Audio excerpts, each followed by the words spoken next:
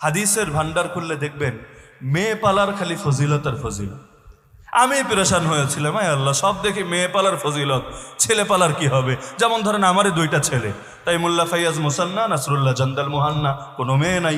যে এখন আমার কি কোনোই ফজিলত নাই? সব ফজিলতকে খেলে মায়াওয়ালারাই নেওয়া যাবে। প্রথম দিকে যখন নতুন নতুন পড়ি পেরেশান হতাম, কি রে, এক মেয়ে হলে এটা, দুই মেয়ে হলে তো জান্নাত পেয়ে গেছেন, আর প্রথম বাচ্চা যদি মেয়ে হয় তাও বিশাল খুশখবরি, তাহলে সব খালি মাইয়াওয়ালারা লয়ে গেল, পোলাওয়ালাদের কি হবে? পরে বাংলাদেশের শ্রেষ্ঠতম একজন আলেম একদিন কথা প্রসঙ্গে তিনি বলছেন, তার কথা শুনে দিলটা সম্পূর্ণ খুশ হয়ে গেল। তিনি বললেন, দেখো মাওলানা, নফল নামাজের ফজিলত নিয়ে কয়টা হাদিস আর ফরজ নামাজের ফজিলত ছাড়ার কি শাস্তি সেটা না, ফজিলত অর্থাৎ পড়লে কয় নাকি, এটা নিয়ে কয়টা হাদিস, দুইটার এক পাল্লায় মাপো তো, মিলাও তো, তারপর বলো তো যে ফরজ নামাজের ফজিলত নিয়ে হাদিস বেশি নাকি নফল নামাজের ফজিলত নিয়ে হাদিস বেশি? আমি বললাম নফল নামাজ নিয়েই তো মনে হয় বেশি। হাদিসের ভান্ডার, ফজিলতের ভান্ডার খুললেই সব খালি নফল, নফল জিকির, নফল তেলাওয়াত, নফল হজ, নফল নফল নফল। তাহলে তুলনামূলক তো মনে হচ্ছে ফরজের ফজিলত কম দেখা যাচ্ছে। তিনি বললেন, কাহিনী কি বুঝেছ? কাহিনী হলো, ফরজ তো তোমার ভাই করা লাগবেই লাগবে, না করলে পানিশমেন্ট আছে, তো শাস্তির ভয় হলেও তোমার করা লাগবে। কিন্তু নফল, নফল মানে এক্সট্রা, অতিরিক্ত।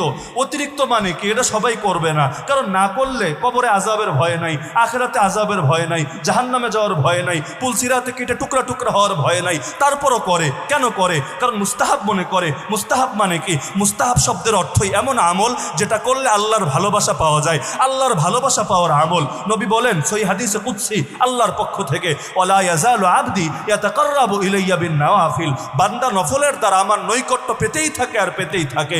যার নফল যত বেশি, আল্লাহর নৈকট্য সে পেয়েছে তত বেশি।